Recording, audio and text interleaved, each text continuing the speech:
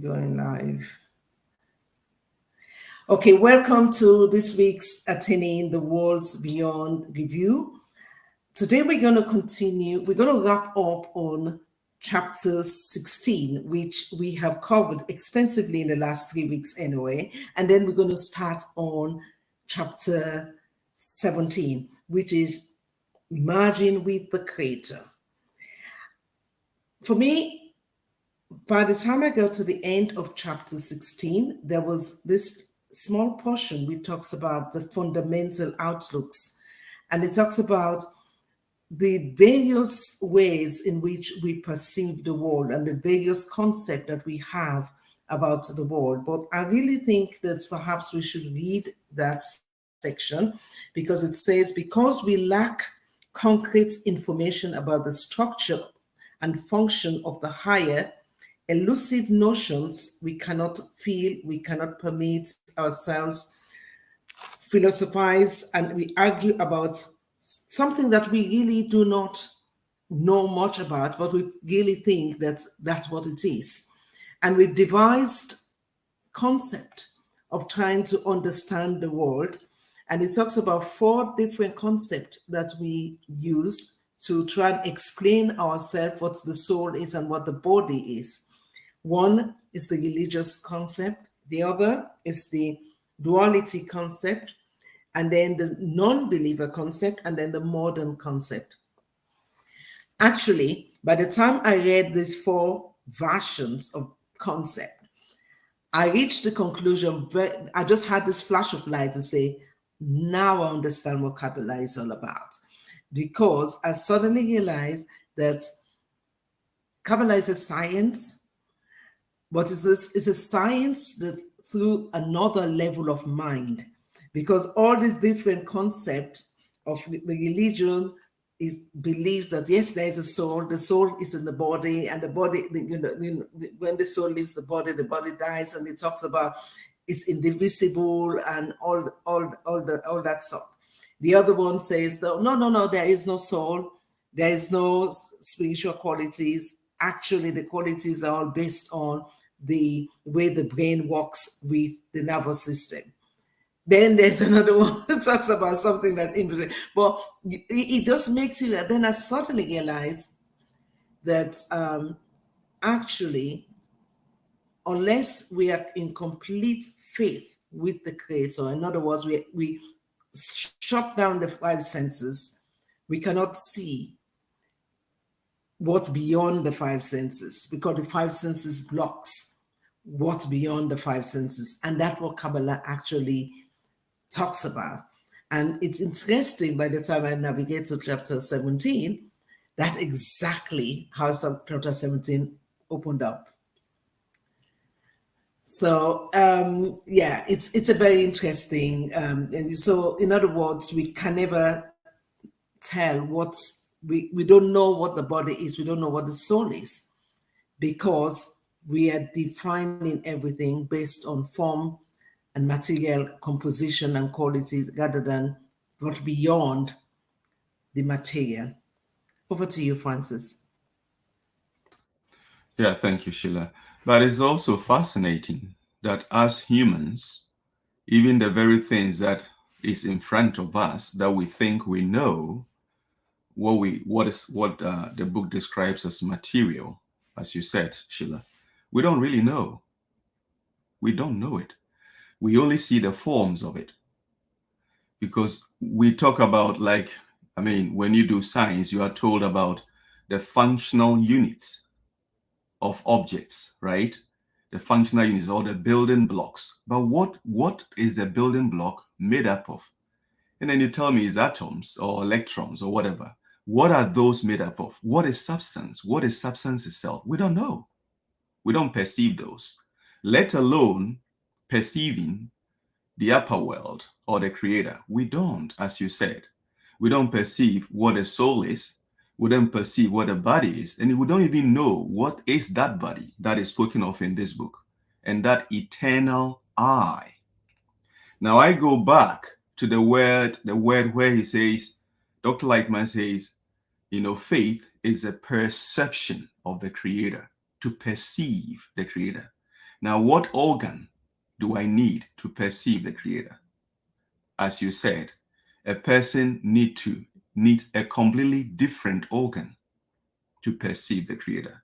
And how do I develop that organ inside me for the perception of the Creator? These are vital questions as I read earlier. What is the body? What is the soul? What is that I that we speak about? Those are very, very crucial questions. Tuso? Yes, indeed, Francis. Those are very crucial questions because we have learned for so many times that the soul is actually living inside this body, and we walk around saying, "I'm harming my soul. I'm doing this to the soul." But the science of Kabbalah actually comes and teaches us that the soul doesn't actually live in an individual person, but when two or more people come together, the part that connects them with the entire general system, we call it God, the creator or nature, that part is actually the soul. As Sheila was saying, that the example that we learn about, that we can also read about in this book, that when you cut a piece of rock in a mountain, and you check the properties of the entire mountain and the small piece of rock, the stone that you've cut off, they're exactly the same in properties, in everything else. The difference might only be in the size. So the soul is actually the part from above that comes and live in us when we change our qualities from reception to bestowal. So these chapters, they actually give us a clear overview of how to actually acquire this soul in the body, but not individually. But when we actually come together in between us, we learn that when two are gathered, divinity in between them, or husband and wife, divinity in between them. Meaning, when we actually try to change our uh, perception from reception to bestowal, that we are in the process of acquiring the soul. Teles? I thank you so much, dear friends. So nice to be back here with you. Always a great pleasure. Um, so this because we had the gap of a week, I feel like we just need to kind of go to the theme again of this chapter, which is the inner qualities and the outer aspects. And then you touched on the way that the world, most of us, perceive what we are experiencing, or our religious concept, or our concept of how we are in this world. And as you've mentioned, there were the four components: the religious component, the dualistic component, the modern component, or the non believer component. And we've touched on how people see that, whether you have an individual soul, it pops into the body, there you are living your life, and then it pops back out. Thank you very much. Body goes off to one side. Or that there's absolutely no soul, so you are just a robot in actual fact, just doing your thing and nothing. Yeah, you just don't have free will, really. You're just a robot. And the other two concepts, which I'm not going to go in, but that's the view that we have, or we try and understand that. And I think it was Einstein that mentioned you can't ever solve a problem from within the thing. You actually have to go to a higher vista in order to see what is going on. And so I think attaining the worlds beyond and the study of Kabbalah gives you that capacity to be able to look from another level, um, and try to make sense of what's really going on, and how this rock that you mentioned, that's part of the mountain, how we are parts of that, and how we can bring that to life. And so I just want to mention this one little sentence here before it went into the four fundamental outlooks. And the sentence was, the less we understand ourselves, the less we can understand the Creator. So again, the journey is towards finding out how we can understand what's going on inside of us, and how that relates to the outer component. But an interesting sentence that you also left out, Sheila, from that start that you read, was at the end. It says, the fact that we are operating and coming up with these arguments and these philosophies, etc. And it says the sentence, it says, this is similar to children's arguments over who is right about some completely unknown subject. So we have to keep an open mind. We have to be like ready to see this from a different perspective, because we need some new specs, we need some new glasses. And I think you've mentioned, Thuso, about shifting to this will to receive, rather a will to bestow rather than will to receive. And I think that might be the specs that we need to see the real picture.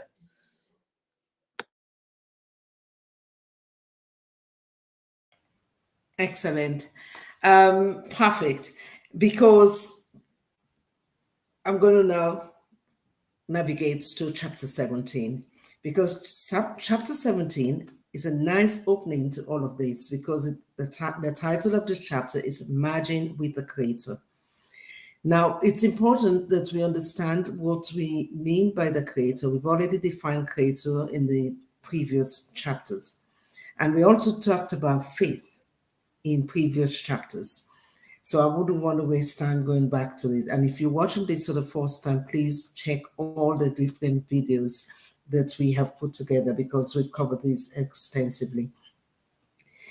This chapter started off with, and let me put my glasses on so I can read it properly. Kabbalah is called the science of the hidden because it reveals to the one who learned it that which was previously hidden, the true picture of the existence only to the one who apprehends it, as it is written in the poem by Rabbi Ashlag.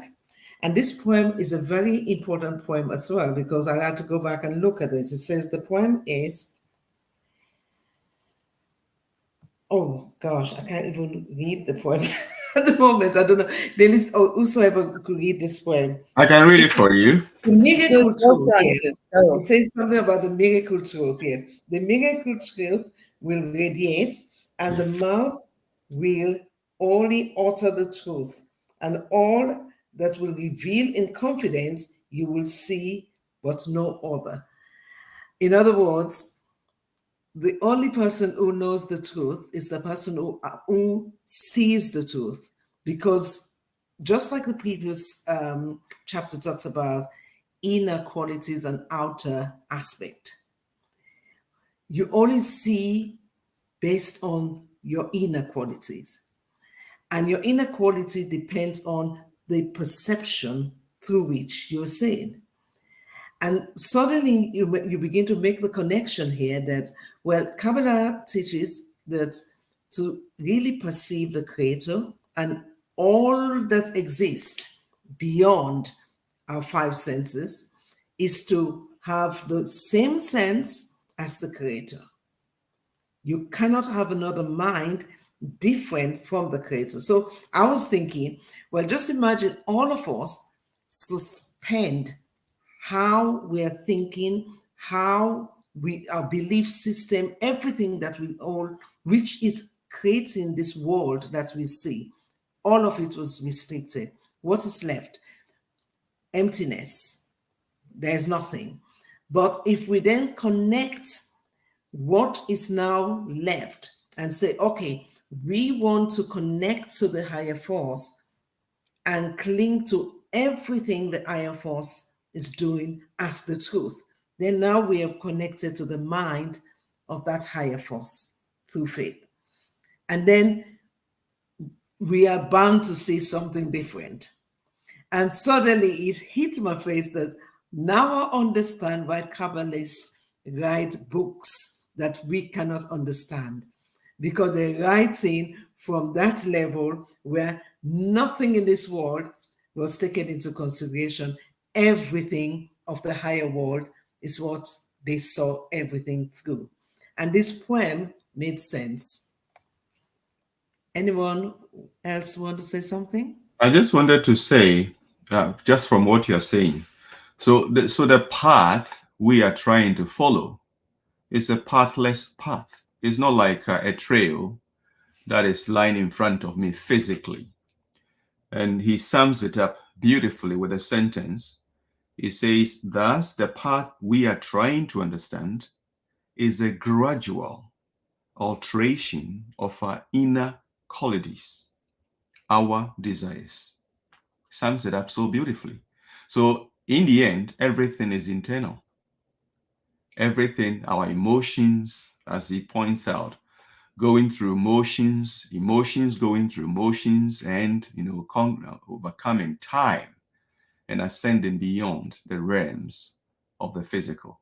Sheila? You are muted. Delise and Tuso, do you want to say something before we wrap up?